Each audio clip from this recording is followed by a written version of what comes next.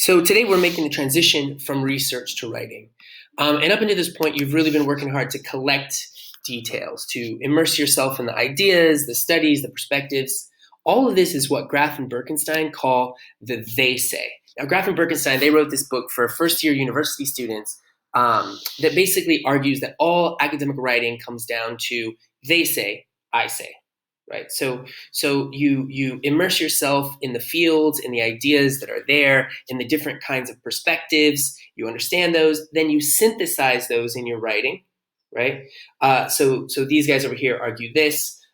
These other scientists are approaching the same question using different methodologies or with different assumptions, et cetera, et cetera. Now, you start with the they say, but then you'll move on to the I say, and we're going to talk about that. So the they say, this is just as simple as formulations like this: according to scientists, or according to researchers in the field, or according to Enlightenment philosophers, or according to existentialist philosophers, or according to cognitive scientists. You get the idea, right?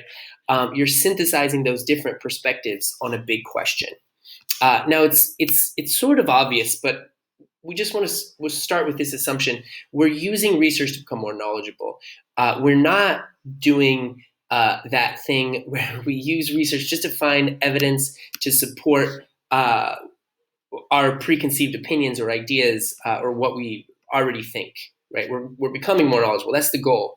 Now you've become more knowledgeable. You've immersed yourself in the research. You've collected details. Now is the time to make use of the best details that you have found.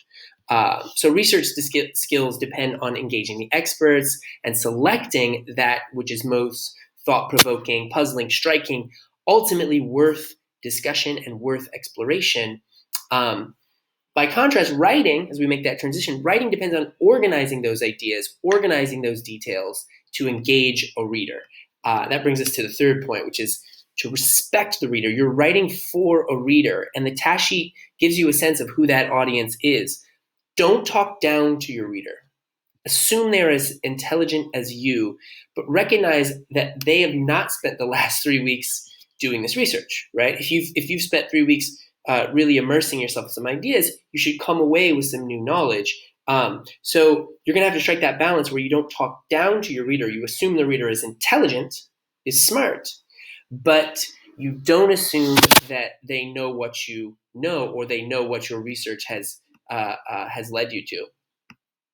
Now, finally, we said they say, I say.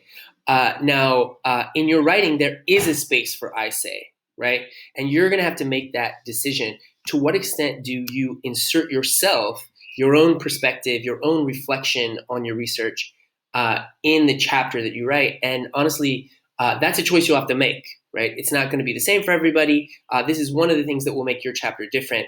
So you can take a more academic route where you're presenting ideas, the ideas of others, you're evaluating those ideas, you're synthesizing those ideas, you're exploring those ideas. But you are able to insert that first person pronoun I if you want, and you can be a little bit more personal in your tone. That is an option that's up to you. So you're really gonna have to ask yourself as you begin writing, how much are you going to insert your own perspective into this? And that choice is really up to you. So some examples of what this can look like. This first book, Ignorance, How It Drives Science by Stuart Firestein. Firestein is a cognitive science. He works at Columbia University.